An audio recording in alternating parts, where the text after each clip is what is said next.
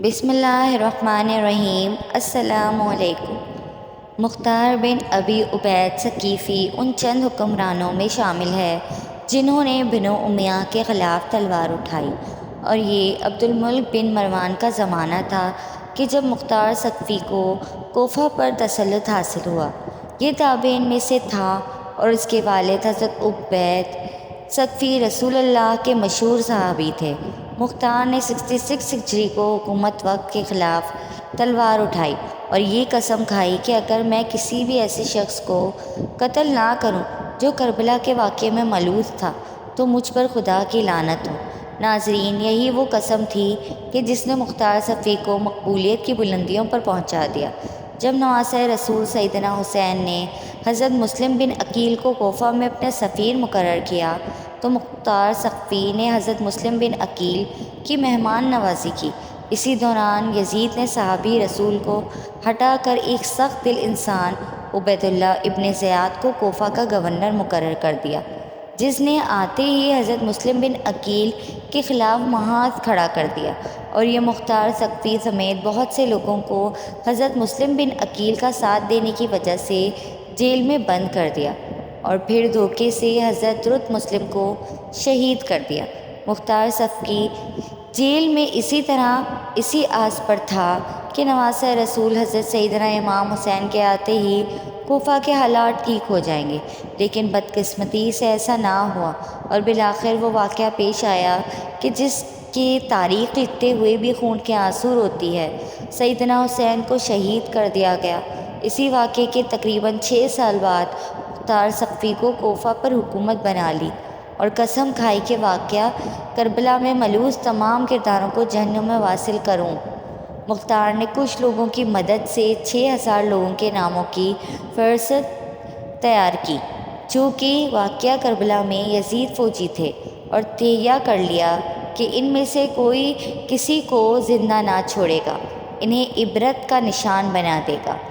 آئیے اسی فہرست میں سے کچھ بڑے لعنیوں کی موت کا ذکر کرتے ہیں جو کہ مختار کے ہاتھوں عبرت کا نشان بنے۔ سب سے پہلا عمر بن سعد کی بات کرتے ہیں۔ عمر بن سعد کربلا میں امام حسین اور اصحاب کو بے دردی سے شہید کرنے والے لشکر کا سپہ سالار تھا۔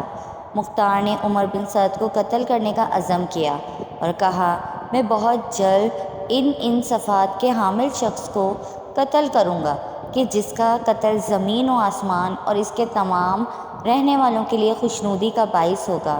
حسنین نامی ایک شخص اس مجلس میں بیٹھا ہوا تھا۔ وہ مختار کی بات سمجھ گیا اور اپنے بیٹے اریان کو عمر ابن سعد کے پاس بھیجا اور اسے خبردار کر دیا۔ دوسرے دن عمر سعد اپنے بیٹے حفص، جو کہ جنگ کربلا میں بھی اس کے ساتھ تھا، مختار کے پاس بھیجا تاکہ اس کے ساتھ گفتگو کرے۔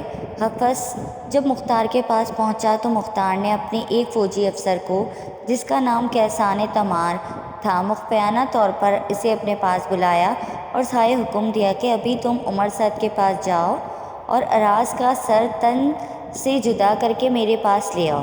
ابن فتیبہ کہتا ہے کہ کیسان مختار کے حکم سے عمر بن سعد کے گھر میں داخل ہوا اور دیکھا کہ وہ بستر میں بیٹھا ہوا تھا۔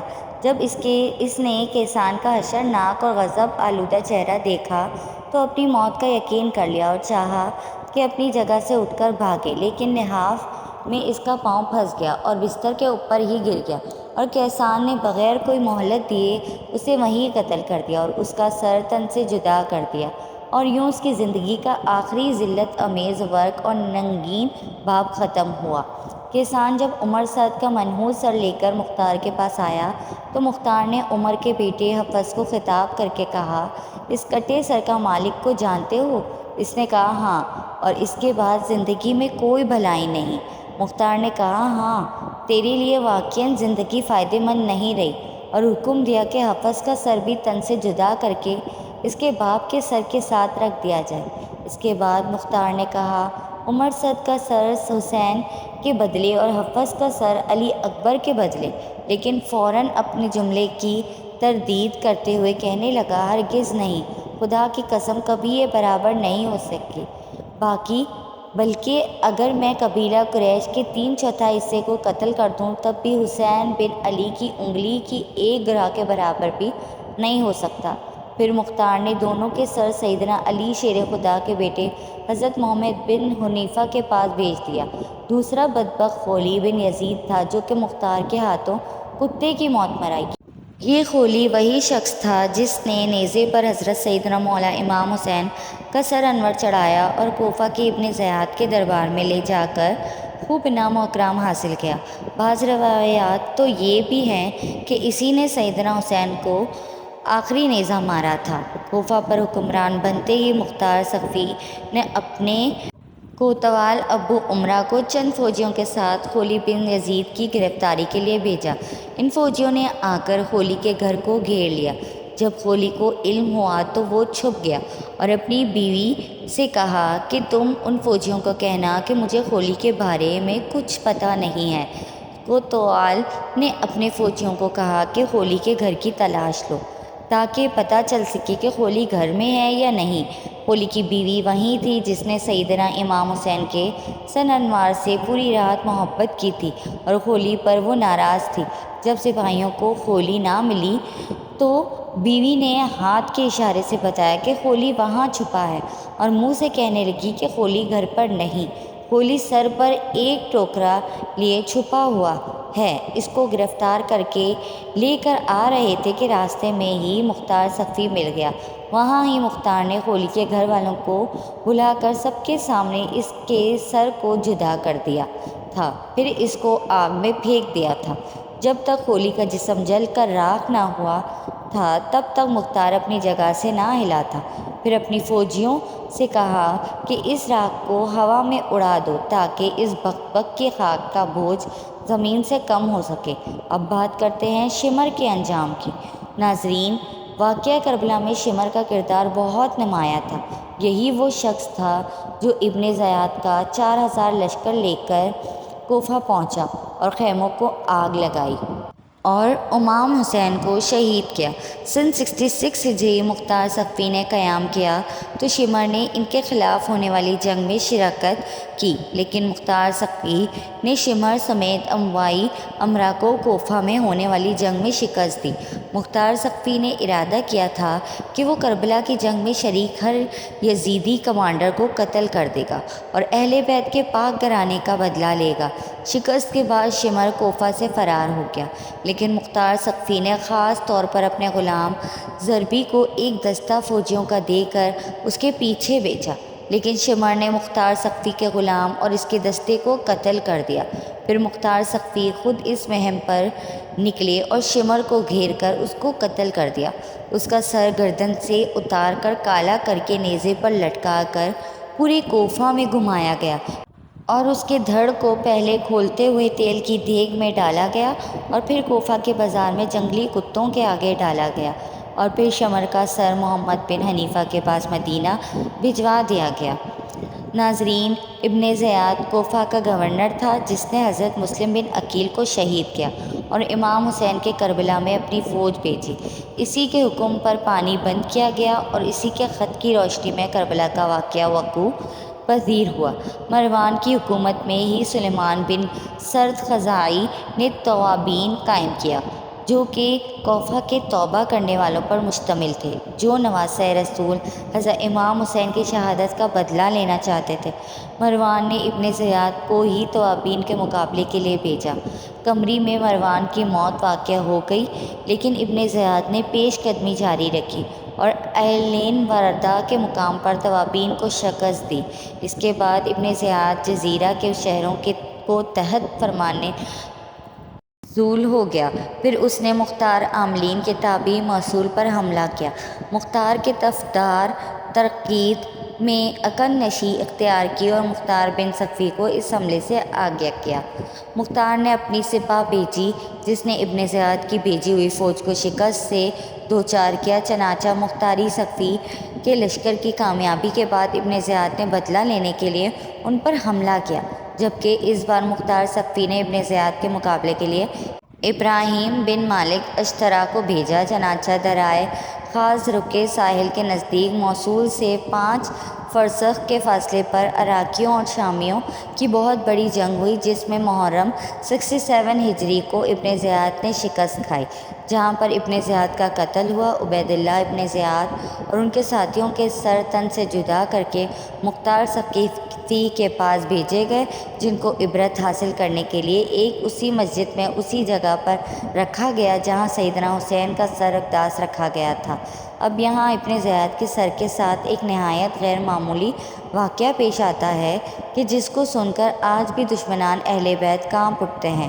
حضرت عمارہ بن عمیر تابعی بیان کرتے ہیں کہ جب مختار ثقفی کی فوج کی جانب سے جنگ کے بعد یزید کے عراقی گورنر عبید اللہ ابن زیاد اور اس کے ساتھیوں کا سر کاٹ کر لائے گئے تو ان سروں کو ایک قطار میں مسجد میں لوگوں کی عبرت کے لیے رکھ دیا گیا۔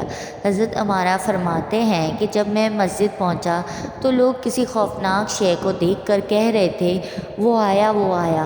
اچانک میں نے دیکھا کہ ایک سانپ جو سروں کے درمیان سے گزرتا ہوا عبید اللہ ابن زیاد کے نتھنوں میں گھس گیا اور تھوڑی دیر اس کے سر میں رکا، پھر منہ سے نکل کر غائب ہو گیا۔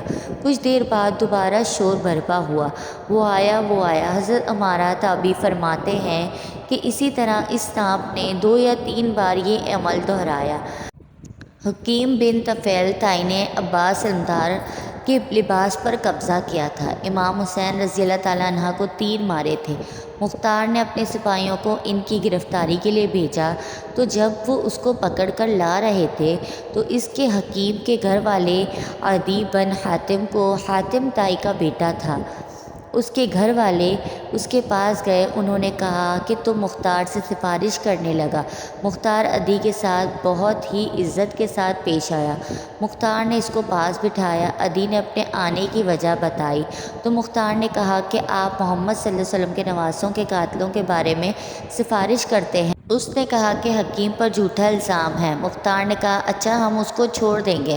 سپاہیوں کو راستے میں ہی معلوم پڑ گیا تھا کہ عدی حکیم کی سفارش لے کر مختار کے پاس چلا گیا ہے، اس لیے سپاہیوں نے راستے میں ہی حکیم کو قتل کر ڈالا تھا۔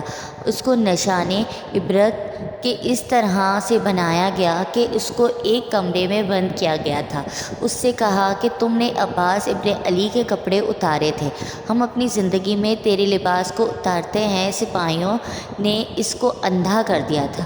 پھر کہا کہ تم نے حسین ابن علی کو تیر مارا تھا، ہم بھی تجھ کو تیر مارتے ہیں۔